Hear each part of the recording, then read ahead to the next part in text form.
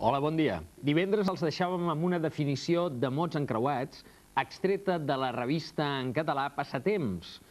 Vol unir tothom per la llengua, de 9 lletres feia.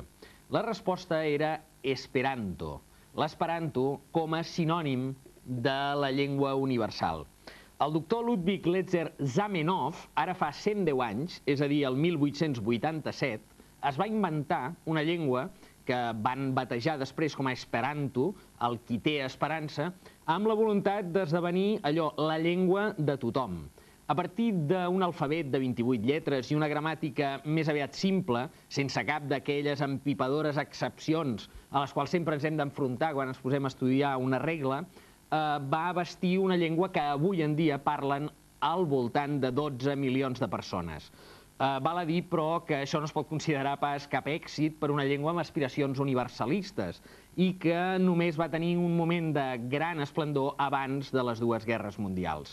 Fins al punt que es van arribar a editar antologies literàries de diverses literatures i de diverses llengües en esperanto, una de les quals en català, que es deia Cataluna Esperantisto Oficiala Órgano.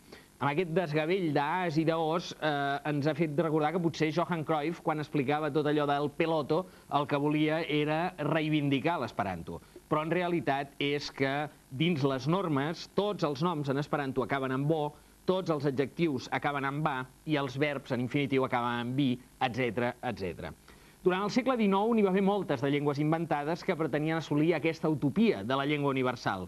Així el volapuc, el balta, el bopal, el dil i fins i tot una de molt estrambòtica que es deia el sol-re-sol, la llengua musical universal que es va inventar el 1827 un tal Ferdinand Sutre. En sol-re-sol, per dir que sí, feien servir la nota musical si, per dir que no, do. Per dir meu, re, do. Per dir teu, do, re. Per dir Déu, do, mi, sol, que era l'acord perfecte. I per dir el seu oposat, el diable o Satanàs, llavors feien sol, mi, do. No va prosperar gaire aquesta mena d'harmònica lingüística. Avui els deixarem en un missatge fet en una llengua inventada. Probablement l'última llengua que ha inventat la humanitat, que ha passat una cosa de fa 10 o 12 anys només.